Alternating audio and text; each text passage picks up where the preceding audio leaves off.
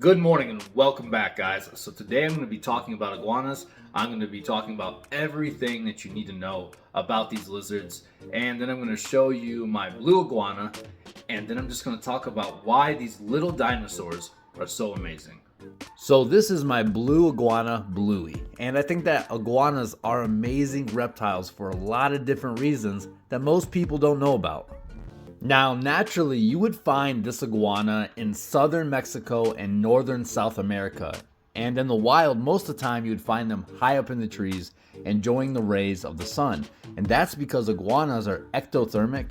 And what that means is that iguanas depend on their environment to keep their body temperature at safe levels. So this becomes a big problem for all the iguanas living in South Florida because they are not native species to Florida. And every once in a while, South Florida gets a cold front that moves in, and this never goes well for the iguanas that live there.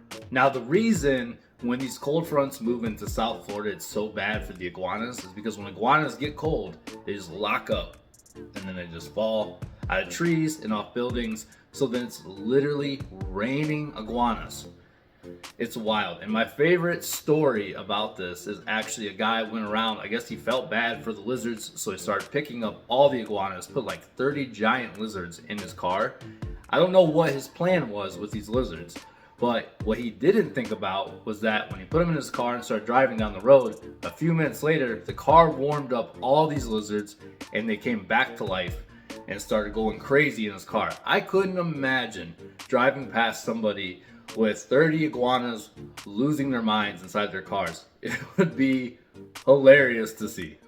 Now, if you watch this little guy in the wild, and like I said before, you would see the iguanas high up in the trees. And that's because iguanas use this to show who's in charge.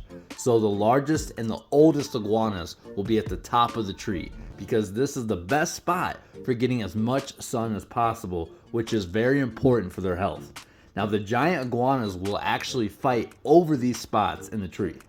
Now, this iguana is actually a green iguana, and green iguanas can be lots of different colors like blue and orange and even gray. And it has a lot to do with their genetics, and they can actually change the shade of their color from like bright green to dark green depending on their mood and even their body temperature. So when this little guy is all grown up, he's gonna weigh about 15 pounds. And because he's a male, he's going to be about 6 to 6.5 feet long, and he could even live up to 20 years. Now, when Bluey ends up being 6 feet long, he'll have a giant tail, and they use these tails as powerful whips to fight off enemies. And if something were to grab their tail and they needed to get away, they can completely drop their tail.